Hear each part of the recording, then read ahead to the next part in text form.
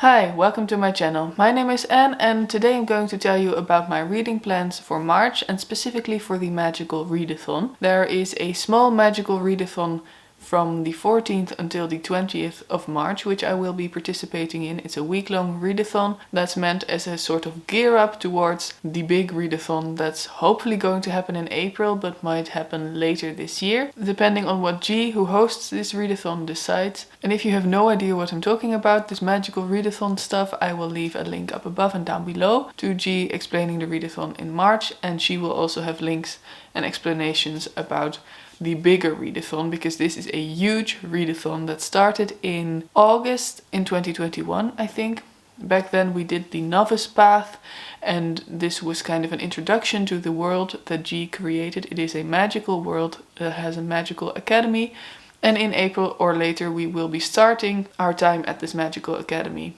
And so we did the novice path to prepare for that, and now we're doing a little bit more preparation in this week in March. And I also still have to fulfill some of the other prompts before I can start the readathon in April. Because the idea for this readathon is that you create a magical character, and this will be you, your student at the Magical Academy, and you choose certain traits or certain aspects for this character, and in order to do so you read a book fulfilling a certain prompt for that aspect of your character, if that makes sense. And I still have to do that as well. And then in the small readathon in March, we're going to choose a conduit, a magical conduit, something like a wand or a weapon. I'm going to choose something else. I'll get into that later. This is the thing we conduct our magic through. And then we also choose a legacy. And the legacy I find a bit harder to explain because I don't entirely grasp it myself. But at the end of the novice path, we were all divided into guilds based on certain decisions you made. Like I said, it's very extensive. And I have become part of the guild of the archivists. And at the start of your time at the Magical Academy of Aurelian, you make a pact with a god, which is your legacy. And for that, I will also read a book. So that's all the explanation. I don't think that made any sense if you don't know anything about the Magical Readathon. So if you're curious, go watch those videos. If you do know what I'm talking about, great. Let's go into the books. So first we're going to go into the books I will be reading to establish my character. I have decided that my character is going to be from the countryside, so it is a wildling character instead of an urban character. And for that I have to read a book that is mostly set outside or in a forest. And I found this a bit of a difficult prompt, because how do you know whether a book is set entirely outside before reading it?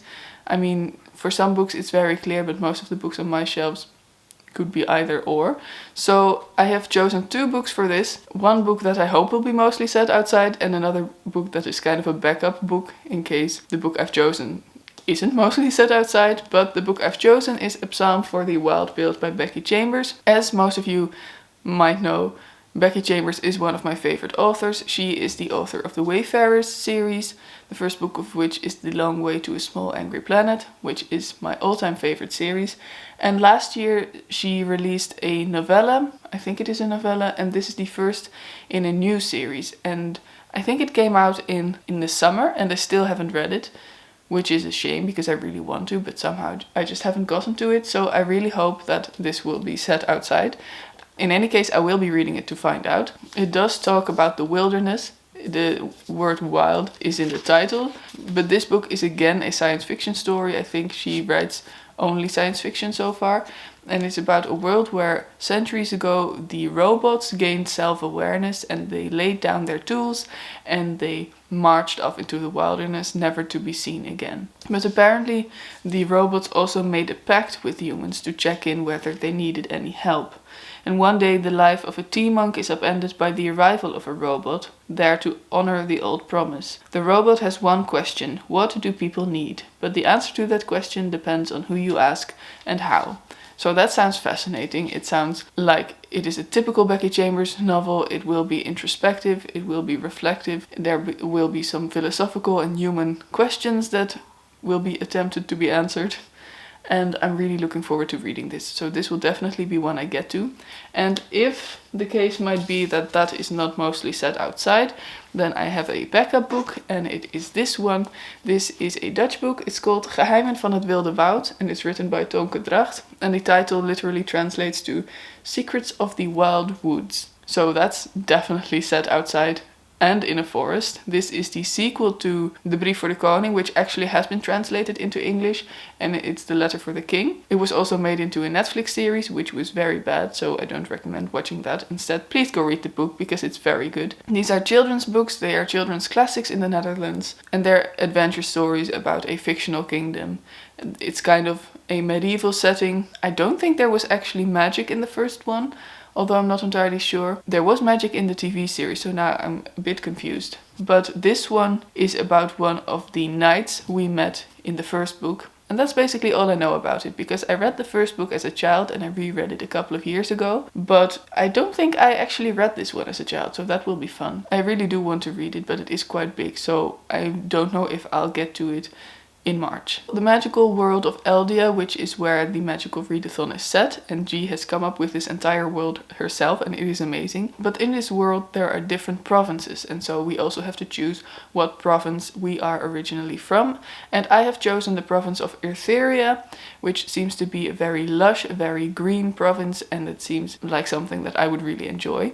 And the prompt for that is to read a book with Fae or Elven characters, and I don't actually read a lot of books with Fae or Elven characters, and they also don't really speak to me that much. So I kind of only had one option based on the books that I have on my shelves, but I do like this option, and it's a bit different than what you might expect, because it's Peter Pan by J.M. Barrie. Obviously I've chosen this because Tinkerbell is in this, I think, and she is an elf, pixie, I'm not sure, but I've decided that it counts. I've never actually read Peter Pan, but I have seen some of the film adaptations, and I think that Tinkerbell really does count. Oh, she's a fairy. Is she a fairy? Well, there are fairies in this, and this edition has both Peter Pan and Peter Pan in Kensington Gardens, and I think I'm just going to read Peter Pan, but if I'm really enjoying it, I might also read Peter Pan in Kensington Gardens as well, because it says on the back, Peter Pan in Kensington Gardens is the magical tale that first introduces Peter Pan. He escapes his human form and flies to Kensington Gardens, where all his happy memories are, and meets the fairies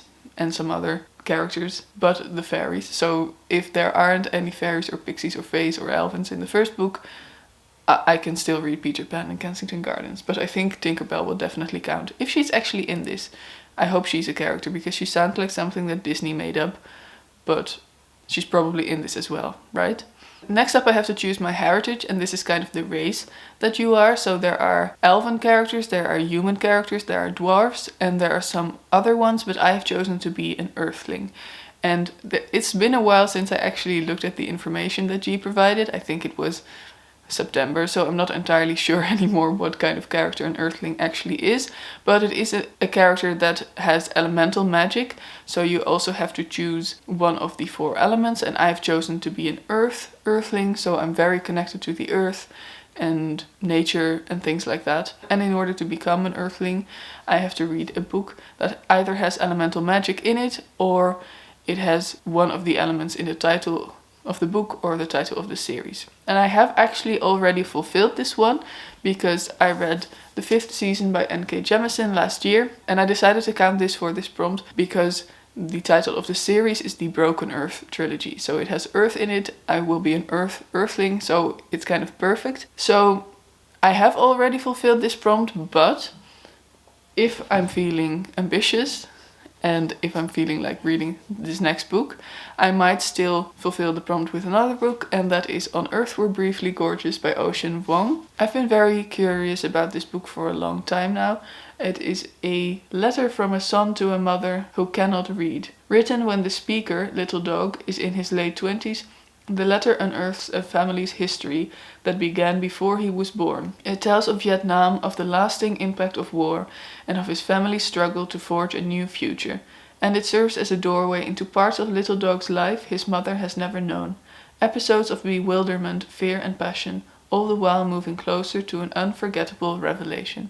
So that sounds really interesting. It sounds like it's really a story about family, heritage, identity, and I think that would really fit with this prompt as well, now that I come to think about it. Also, this cover is gorgeous, so it's very likely that I'll end up reading this in March as well. So those were the prompts and the books for the character building aspect of the Magical Readathon that I still have to do, but now we move on to the actual readathon that happens in March from the 14th until the 20th, and that is the Aurelium Gear Up readathon, and for that you have to read 2 books.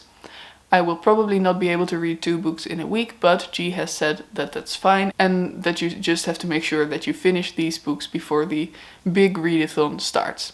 So I'm just going to not stress out about reading 2 books in 1 week and make sure that I finish these books before April or whenever the big readathon will start. For this, like I said, the idea is to choose a conduit and a legacy, and there is a whole list of conduits to choose from. Some are specific to the guild, so you can only choose that one if you're in that guild, and some are available to anyone to choose, and I have decided to choose a spell book. And the spellbook is available to anyone, but it really seems to fit with the archivists, and I really like the idea of a spellbook as a conduit. For the spellbook you have to read a book that has 2 S's, or at least 2 S's in the title. And for that I've chosen The Cat Who Saved Books by Sosuke Natsukawa. And I actually bought this book as a gift for my boyfriend because the cat on the cover really looks like our new cat Tommy. But it's also a book I just really want to read because it sounds so good. This is by a Japanese author and it is about a talking cat and he saves books. Or I think he saves a bookstore, and that sounds like exactly the kind of book that I love. I really love The Traveling Cat Chronicles by Hiro Karigawa, I think his name is, which is also a book by a Japanese author about a cat. It is told through the eyes of a cat, if I remember correctly. And I also really loved Before the Coffee Gets Cold by Toshikazu Kawaguchi. And there is just something about these Japanese stories, they're usually quite short as well, that is very wholesome, but also very touching and sometimes touches on heavy topics as well, but it is done in a way that is just very beautiful. And it might be a coincidence that both of the books that I read by Japanese authors have that same sense to it, but it also might just be a Japanese culture or Japanese literature thing, so I will read another book by a Japanese author and find out. This is about Natsuki Books, and it was a tiny second-hand bookshop on the edge of town. It was created by Rintaro Natsuki's grandfather, and after the death of his grandfather, Rintaro is devastated and alone. It seems he will have to close the shop, but then a talking tabby cat called Tiger appears and asks Rintaro for help. The cat needs a book lover to join him on a mission. That sounds wonderful, and I cannot wait to read it. Also, it seems really fitting to read a book about books for the prompt for a spell book. So great decisions by me all around, I think. Hopefully I'll love it. And then the last prompt is the prompt for my legacy. And because I'm part of the Archivists Guild, I have to make a pact with a certain god. And I chose the god Austra or Ostra, and she is the god of dawns and new beginnings, I think. And the prompt for this is to read a first book in the series. And for that I've chosen A Good Girl's Guide to Murder by Holly Jackson. This has been on my radar for a very long time, and I bought it in the last week of December because I figured I'd just finally read it. This is a very popular YA mystery, murder mystery, detective crime novel kind of thing.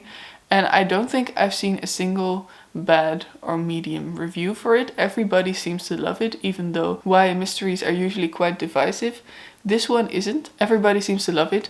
I'm sure there are people who didn't love it as much, but the overwhelming majority of the reviews that I've seen were positive and even glowing. So many people give this 5 stars.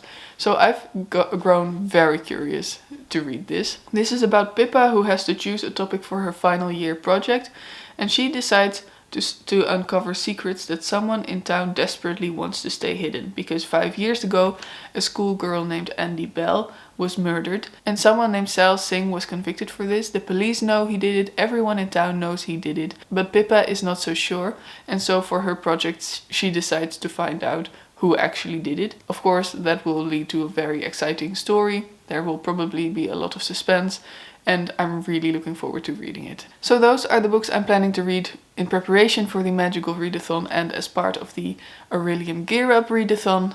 and I'm really excited about this. It's been a while since I participated in a readathon. I think the last one might actually have been in August, the previous Magical Readathon, although I'm not sure, I might be lying and something might be slipping my mind. But this readathon has gotten me all excited again, and it's given me a reason to film another video, because I've not been feeling very inspired to film videos, but right now I've got a couple of different ideas I want to film, so that's really fun. In a comment down below, please let me know, what are your reading plans for March? Are you also participating in the Magical Readathon? Will you be preparing for the big Magical Readathon like me? Please let me know so we can chat about it. Please like this video if you liked it, and subscribe to my channel if you want to see more of me in the future. And have a wonderful day. Bye!